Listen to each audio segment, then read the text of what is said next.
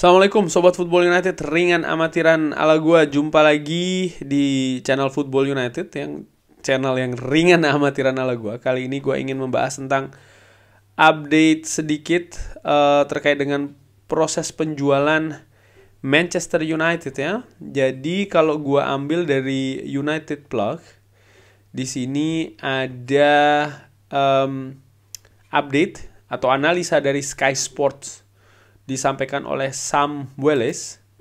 Ini mengatakan kalau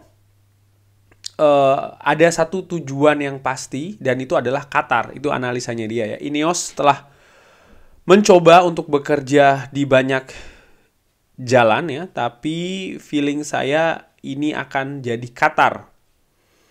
Karena sejauh ini ya tentu saja ini merupakan hal yang juga dipandang sebagai sesuatu yang sangat prestisius sebagai sebuah negara. Jadi mereka akan memenangkan hal ini. Seperti gue singgung, kalau memang ya ada gengsi negara di sana ya, dimana tentu saja Qatar ingin supaya menjadi pemilik selanjutnya dari Manchester United. Dan sering juga gue singgung nih, sambil gue cari juga sumber-sumber lainnya ya yang terkait hal tersebut. Sering juga gue singgung, tidak bagus nanti headline-nya di media kalau seandainya memang Qatar gagal gitu.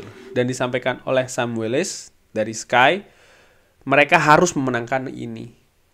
Jadi Qatar harus memenangkan perburuan untuk memperoleh Manchester United. Dan kalau menurut gua dinamikanya apa yang terjadi sepekan ini ya, sepekan lebih bahkan, sangat-sangat naik turun banget.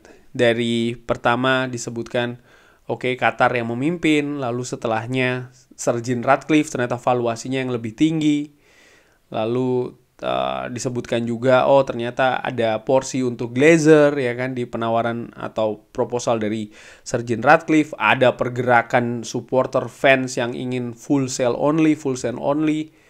Lalu selang beberapa waktu kemudian ya, tidak begitu lama, ada berita kalau Sir Jim Ratcliffe ini ada klausul bisa menyingkirkan Glazer ya kan, ada yang sesuatu hal yang bisa di-trigger di sana, sehingga dalam 3 tahun Glazer bisa jadi ada kemungkinan dia cabut dari Manchester United, bisa dipaksa demikian. Jadi dinamikanya cukup berliku. Lalu ada juga kabar kalau ternyata angka pasti dari penawaran ini sebenarnya sangat rahasia, tidak ada yang tahu. Pihak dari Qatar juga kaget bahwa tawarannya ternyata bukan yang paling tinggi. Ada juga yang mengabarkan kalau Qatar ada peluang selama beberapa hari terakhir ini juga melakukan counter ya kan, counter penawaran yang sudah dilakukan sebelumnya, karena ternyata deadline tanggal 28 April itu masih deadline yang terbuka, artinya masih ada kesempatan juga untuk memperbaiki penawaran sebelumnya. Ini sangat-sangat dinamikanya sangat naik turun, dan gue sangat paham Sobat Football United ataupun juga fans Manchester United dimanapun juga mungkin kesel ya kan, juga mungkin lelah juga, karena ya inilah Manchester United, salah satu klub terbesar di dunia, tentu saja yang punya brand di dunia cukup besar juga, sehingga aktivitas atau kejadian sedikit saja ini bisa menjadi headline di mana-mana. Mungkin ini yang berbeda dengan tim-tim lainnya. Banyak juga yang mengatakan ya Manchester United isinya drama terus, berita terus, rumor terus, nggak transfer, nggak penjualan, selalu seperti itu. Ya menurut gue dalam tanda kutip inilah konsekuensi tim terbesar di dunia. Apapun akan selalu banyak pemberitaannya, termasuk juga penjualan ini. Balik lagi, bagaimana gue melihat peluang Qatar yang banyak juga diinginkan atau bahkan diunggulkan oleh Sobat Football United ya kan. Beberapa juga mengatakan ya nanti pasti batal jual, dan ya nggak apa-apa, beda pendapat. Tapi gue melihat gue sepakat dengan apa yang dikatakan oleh Sam Welles, bahwasannya Qatar pasti akan berusaha keras ya, karena ada gengsi di sana. Gengsi bukan hanya dengan Sir Jim Ratcliffe ya, karena yang dibawa ini kan nama negara Qatar, tapi juga bagaimana Qatar ini di kawasan. Karena kalau melihat di kawasan Jazirah Arab ya kan, Arab Saudi sudah punya Newcastle, lalu United Arab Emirates punya Manchester City ya kan, walaupun Qatar sekarang sudah punya PSG, Tapi menurut gue kalau Qatar ini berhasil mendapatkan Manchester United, tentu saja pamornya akan naik karena bagaimana ukuran ya kan Manchester United dibandingkan dengan klub-klub lain yang saat ini dimiliki oleh tim-tim negara-negara Arab, sorry ya.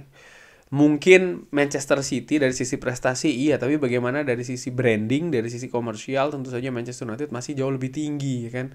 Sehingga prestisius banget ini kalau Qatar berhasil mengakuisisi Manchester United. Dan oleh karena itulah Qatar tentu saja akan berusaha sekuat tenaga ya sebisa mungkin untuk bisa menang.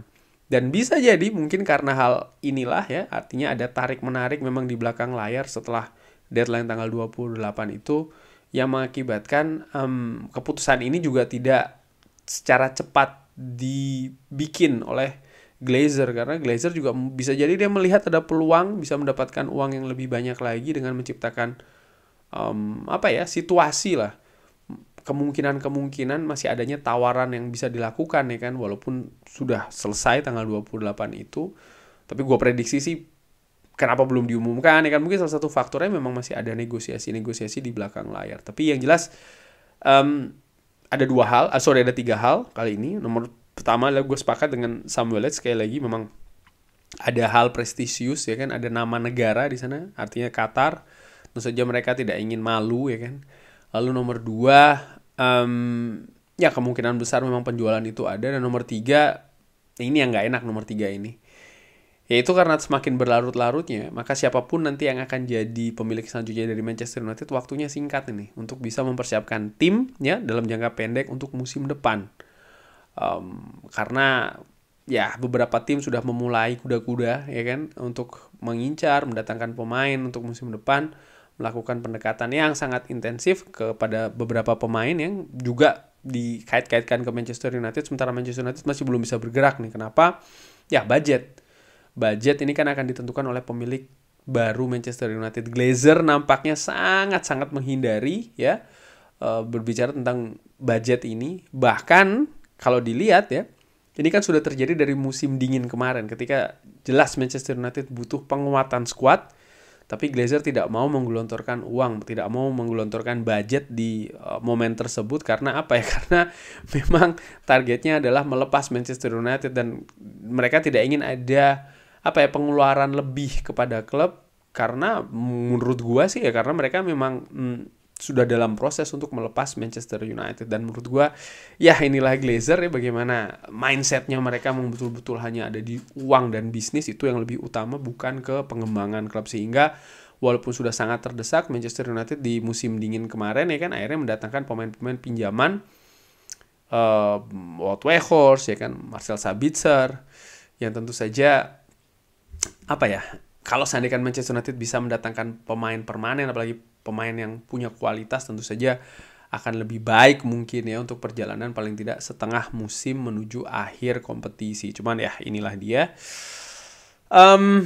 belum ada update nih, kita tunggu. Mudah-mudahan dalam hari-hari ke depan sudah ada keputusan yang bisa disebarluaskan pemilik baru dari Manchester United. Tapi sampai dengan momen itu terjadi, kalau seandainya ada kabar-kabar lagi, insya Allah akan gue selalu sampaikan di channel Football United, ringan amatiran ala gue.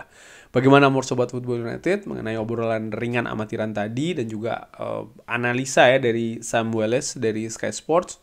Drop di kolom komen. Terima kasih sudah menyaksikan. Jangan lupa like, subscribe. Assalamualaikum warahmatullahi wabarakatuh.